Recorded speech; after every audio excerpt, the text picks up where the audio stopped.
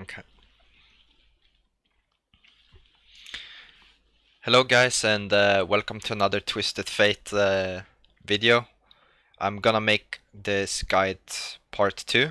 If you haven't watched the first part, you can watch it on my YouTube, TF only.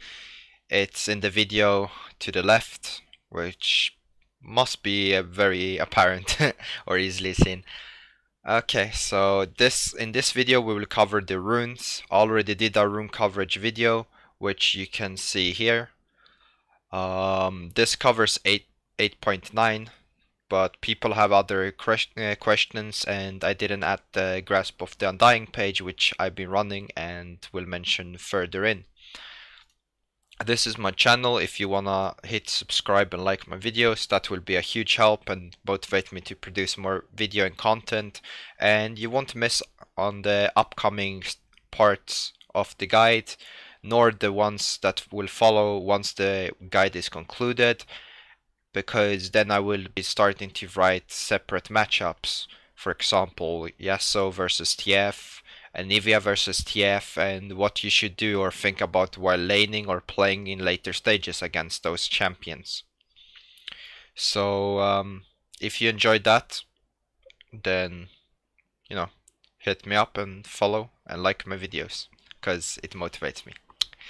And for those who wonder why I always wear this, I'm most comfortable in a white shirt. It makes me feel really comfortable and good. So, don't really think too much into it, and let's get down to the video, because that's the reason why you're here, right? Okay, runes covering Season 8, patch 8.13. We're gonna start talking about the sorcery/inspiration page.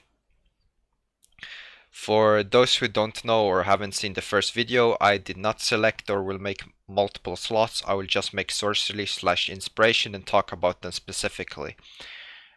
We're gonna start with Aerie. Aerie is something I use against LeBlanc in combination with Scorch. The reason is to pressure her really early on and have small, if not multiple trades with her, rather than Comet on cooldown, because she will look to poke you and try to take control of the lane. And I find most success by going with aggro to counter that and setting up for a 1v1 kill. Aerie is also really good into matchups like Galio or Swain, or I can't really think of anything else, so I have to apologize for that. But it's good in those matchups. You can really poke it, and you can also use this rune page against melee champs that you think won't burst you. But I recommend another page, which we will talk about more. However, Aerie is always good if you can find multiple pokes and maintain safe to abuse your range or distance over a champion. If it's not used against LeBlanc or Galio, then use it as your own discretion when you think it's available.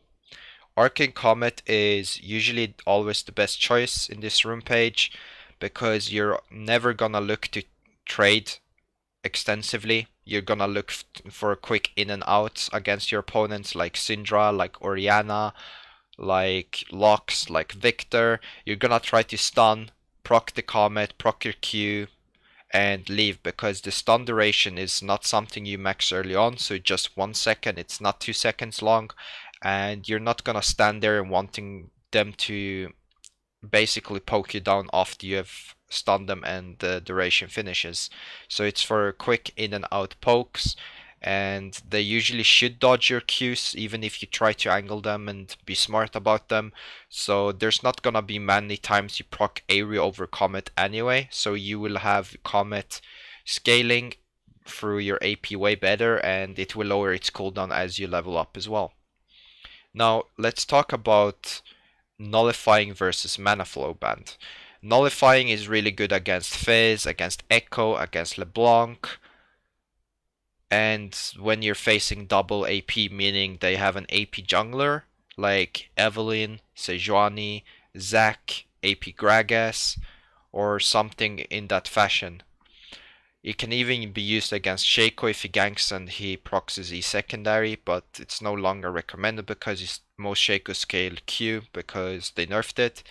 But you see where I'm going with this to find success with nullifying. It's really good early on versus LeBlanc, Fizz, Echo, and Katarina, because those are the ones that will try to trade with you and poke you the hardest.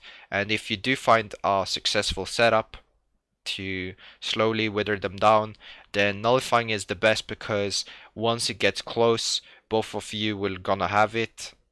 If they're not playing without it, it's really weird because they're not really relying on mana flow, and you will then have the option to survive their burst with the added shield.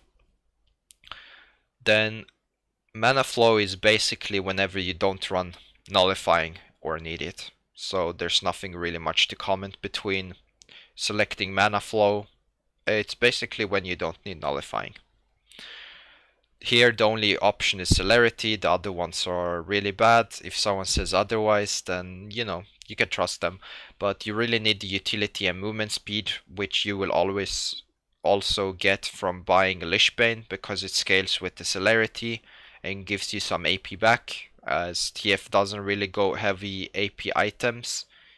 And he benefits really hard from celerity to get in range to actually stun his opponent. So this is really crucial when you're running the sorcery page on first or secondary. Scorch is something I only use against Katarina and LeBlanc, because I think those are the two matchups you're gonna heavily trade as you hit level 4 and early levels, and you need it as additional poke to try and win the 1v1 at any cost, to set up the advantage so you can go quickly Merc and Rod and then be able to soak their burst. Any other scenario, I think Gathering Storm outperforms Scorch, as most games go beyond 20 minutes, and Gathering Storm starts to outperforming Scorch at 20 minutes. Pre 20 minutes, they're about, pre 10 minutes, Scorch isn't even relevant, and from 10 to 19 minutes, they're pretty much the same. Unless you're hitting multiple targets, then Gathering Storm is obviously outperforming Scorch, as you're using your Q as a follow-up to your W, and it only procs once. Now on the inspiration tree, I always run Magical Footwear and Time Warp Tonic. I haven't run really Cosmic Insight in a while. It's only good against Malzahar or Veigar, those kind of champs that won't really poke you and try to maintain the wave. Then you can go Doran's Ring, so you can sustain and shove them in. Same as Nivea if you wanna dodge her abilities, but I value Time Warp Tonic because then you can drink if you're getting ganked to try and move out with the added movement speed from her Q, and this also applies in later stages as she hits level 6 and slows you with her ult. So Cosmic Insight is in matchups you think you're not gonna get poked a lot and don't need the Corruption Potion start. So you go Cosmic for the added CDR on both sums and your abilities and items. So you can buffer your CDR and also ult with the Doran's Ring, because then you're not using the potion, so it has no purposes. Magical Footwear is something I prefer over Minion Dematerializer, because I think Minion Dematerializer is only good against maybe Anivia and Malzahar, so you can shove them in pre-6 and burn their mana over them poking you. And if you actually maintain the wave and shove it in, it also allows you to quick roam level 1 to 5 before you hit level 6, in case your jungler is fighting, in case they're doing a 2v2 top lane, their enemy bot lane shoving heavily, so you can try to shove them in and basically fake recall, and then you just proceed to rush towards the lane, which would be then really good. Hang on, let me move here a bit towards the center. Sorry about that. And that's basically Sorcery Inspiration. Now, if we look at the Sorcery Resolve, we can basically conclude I've already talked about the Sorcery section of this page and go into the Resolve. I usually run Bone Plating and Chrysalis, because Chrysalis and Bone Plating are the two best combinations in this. The only option would be Second Wind, and Second Wind is in matchups you think you would rather be poked a lot rather than having the 50 additional HP before you get the AP after for takedowns.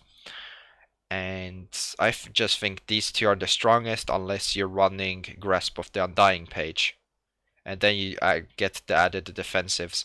This is really good to run against Katarina, against Fez, against Echo, against LeBlanc. It's basically the alternative where you run versus mage kind of assassins to survive rather than relying on having the time warp, the corruption potion. So if you think you need it against champions like LeBlanc that can assassinate you, this is the better option. But I'm soon gonna talk about the Grasp of the Undying room page, which will make a lot of more sense as to why I'm not mentioning a lot of the champions which you could run this combination of or against.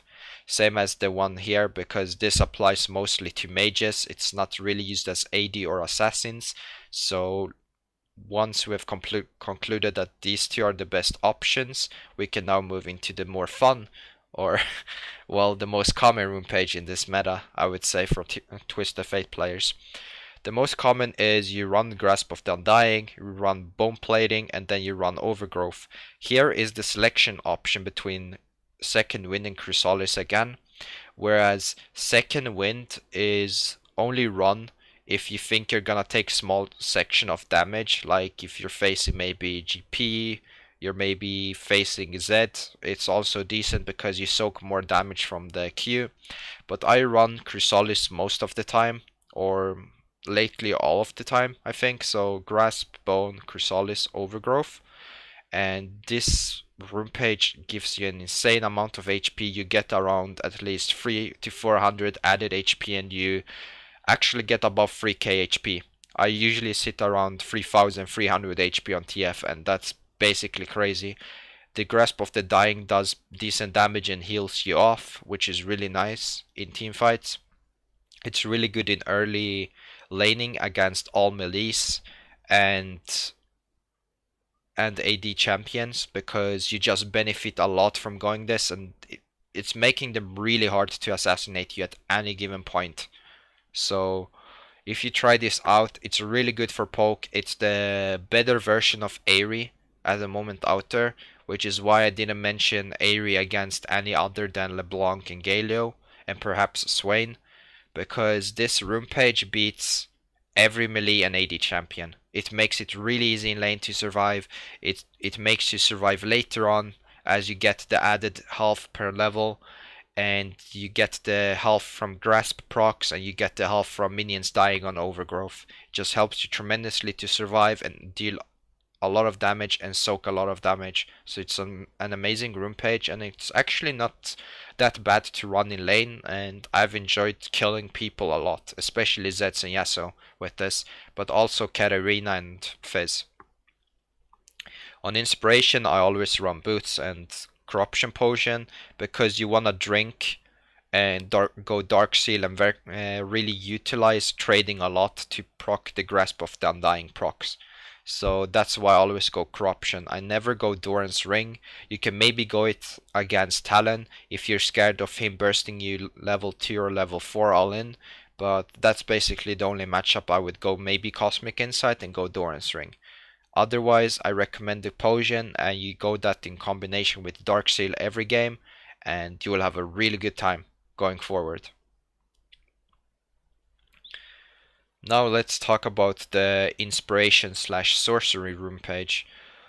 Some of you asked why I run Unsealed Spellbook. I think it's only good against Veigar and Nivea, Malzahar, basically champs that are really bad at killing you or poking you in lane, and you won't really benefit or have an easy time killing them as well. So it's not those kind of hard, squishy champs. Those are more wave clear oriented and farming champs. And the hindsight behind running Unsealed instead is you get the option to have Ghost or TP to get back in lane after you gank, and then you have a defensive summoner when your summoners are down or exhaust to help your team. and that will benefit a lot more than going Comet or Airy or Grasp against these kind of champions, because then you utilize the summoners to actually deal with a lot of situations. For example, I ran into Nocturne while playing against Anivia, or was it Malzahar, and it helped me to have a Ghost whenever my flash was down in case I get ganked, or Barrier in case I want to ult in aggressively and have some added defensives when my summoners was down. So it's more a utilizing kit when you think you don't need damage and you want to be creative with both your teleport and ghost, and then go to default to exhaust and finally heal or barrier, and then go through the cycle over again. And on this page I run Unsealed, I run Boots, I run Minion Dematerializer to maintain and shove the wave, and then I run Potion. On Sorcery I run always Celerity and Gathering Storm. There's really no other thing I would run secondary or even try as combination in Sorcery. So this is the pattern. This, and then these two. Now let's run into the final page. I've been testing a bit.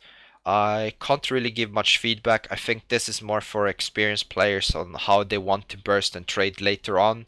It's not really a TF friendly page. It's a page that I've used in the past, and I will talk about two sections of the page. Quickly I will mention, if you ever want to run the Gunblade TF, you can look up TF only Gunblade, and some of my videos will show up where I've run Gunblade. Then basically it's Celerity or Scorch. Celerity, then Scorch or Gathering. It's Electrocute, Cheap Shot, Eyeball, and now it's Ultimate Hunter, because it's the better alternative rather than being fast, unless you're playing against Talia. And against Tali, this is really good to reach quicker to lane or Aurelion Soul if you're playing Gunblade versus those two, because they have passives where they get faster to lane as well and try to roam. But the page I've been running lately have been Electrocute, Taste of Blood, Eyeball, Ultimate Hunter, Celerity, and Gathering Storm. The reason for Taste of Blood rather than Cheap Shot is Cheap Shot deals really low damage, and by trading a lot with this page you get a nice sustain with Taste of Blood, which you can also proc with your Qs. And you want to have short in and out trades, and this page deals a lot more damage than Arcane Comet or Airy in lane, where you want to set up small sections of burst or want to go all in once they've been poked down. And this is more also of a quick utilizing catalyst once you ult in later for quick ganks. And that's the reason behind this build. I've tried this build against Swain. I've tried it against Orianna, so it's basically only against mage characters where you think you can survive and you don't need to take Arcane Comet with nullifying if they have like Evelyn, Sejuani or something. So if you think you're gonna be safe in the lane and you want to farm up so you have a more burst potential, I think this page can have really... Sorry, I lost myself there. I think this page can have a lot of potential in its burst, and then you also get the added cooldown on your ult, which is a small cheese thing with the added burst. So I've been testing this a bit, but I don't have too much feedback. And yeah, this includes the rune section of this video because there are none left. The sad thing is, with this current meta, this is the most common page I've run. It's not really that fun. And then the alternative have been Comet with slightly testing Electrocute. So if you want to try running this page, I will write this one more time here so it makes easier. Versus all melees / AD. And you take Grasp, you take Bone Plating, you take Chrysalis, and you take Overgrowth. Then you go Magical Footwear and Time Warp Tonic. This is the most common page because you're facing a lot of ADs. I never really face mages, but this is the most common combination on this page versus all melees and AD. and it's really fun to try it out. So this concludes this video for now. I hope you understand. If something was unclear, let me know in the comment section below and I will answer it, because you guys know I always answer every comment that I get on YouTube. I'm not really running a large community, so it's easy for me to answer every question. Thank you guys for watching, and as always, if you enjoyed the video, you can like, subscribe, or follow me on Twitch TV when I'm live on TF Only EU West. And for those who don't know, my runes are always in the description on every game I upload, so you're aware. So hit the description, see what runes I'm running in other matchups, and that should do it. So yeah guys, for now, and hope you guys stay tuned for part 3 that's coming up in a few days, or maybe sooner. Thanks you guys for watching again, and I bid you farewell.